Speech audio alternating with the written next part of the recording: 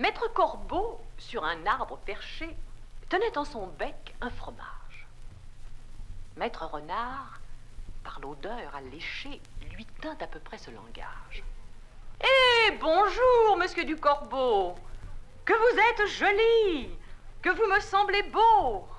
Sans mentir, si votre ramage se rapporte à votre plumage, vous êtes le phénix des hôtes de ces bois. » À ces mots, le corbeau ne se sent pas de joie, et pour montrer sa belle voix, il ouvre un large bec, laisse tomber sa proie. Le renard s'en saisit et dit: « Mon bon monsieur, apprenez que tout flatteur vit aux dépens de celui qui l'écoute.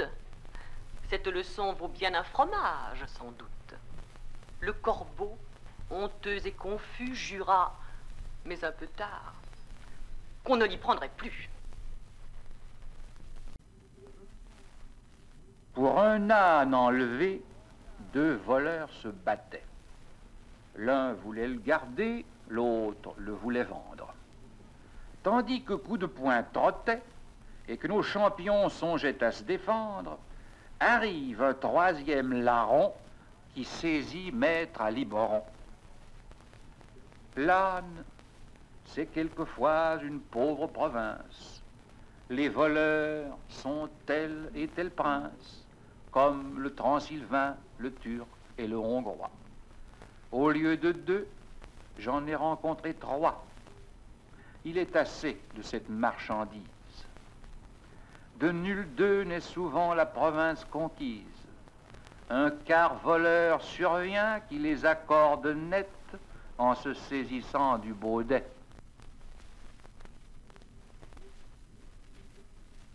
Autrefois, le rat de ville invita le rat des champs, d'une façon fort civile, à des reliefs d'ortolans. Sur un tapis de Turquie, le couvert se trouva mis. Je laisse à penser la vie que firent ces 2 amis. Le régal fut fort honnête, rien ne manquait au festin, mais quelqu'un troubla la fête pendant qu'ils étaient en train. À la porte de la salle, ils entendirent du bruit. Le rat de ville détale. Son camarade le suit. Le bruit cesse, on se retire, rase en campagne aussitôt, et le citadin de dire: « Achevons tout notre euro. » C'est assez, dit le rustique. Demain, vous viendrez chez moi. Ce n'est pas que je me pique de tous vos festins de roi, mais rien ne vient m'interrompre. Je mange tout à loisir. Adieu donc. Fille du plaisir que la crainte peut corrompre. Une hirondelle en ses voyages avait beaucoup appris. Quiconque a beaucoup vu peut avoir beaucoup retenu. Celle-ci prévoyait jusqu'aux moindres orages et devant qu'ils fussent éclos, les annonçait aux matelots. Il arriva qu'au temps que la chanvre se sème, elle vit un manant en couvrir maint sillon. « Ceci ne me plaît pas, dit-elle aux oisillons. Je vous plains, car pour moi, dans ce péril extrême, je saurais m'éloigner ou vivre en quelque coin.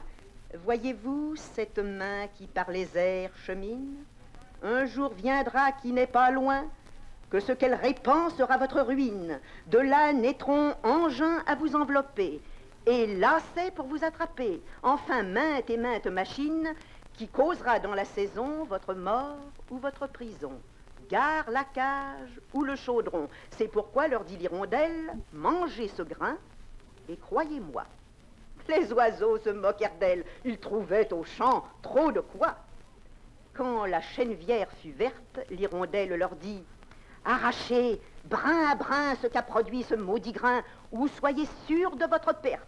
Prophète de malheur, babillarde, dit-on, le bel emploi que tu nous donnes, il nous faudrait 1000 personnes pour éplucher tout ce canton.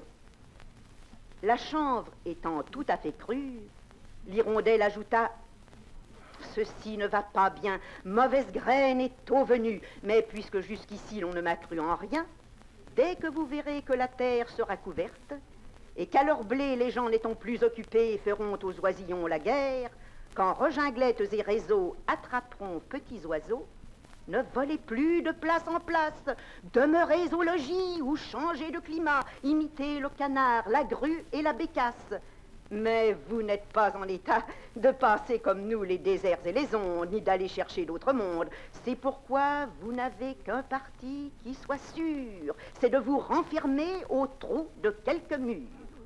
Les oisillons, là de l'entendre, se mirent à jaser aussi confusément que faisaient les Troyens quand la pauvre Cassandre ouvrait la bouche seulement.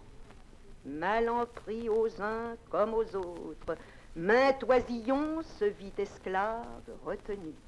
Nous n'écoutons d'instinct que ceux qui sont les nôtres et ne croyons le mal que quand il est venu.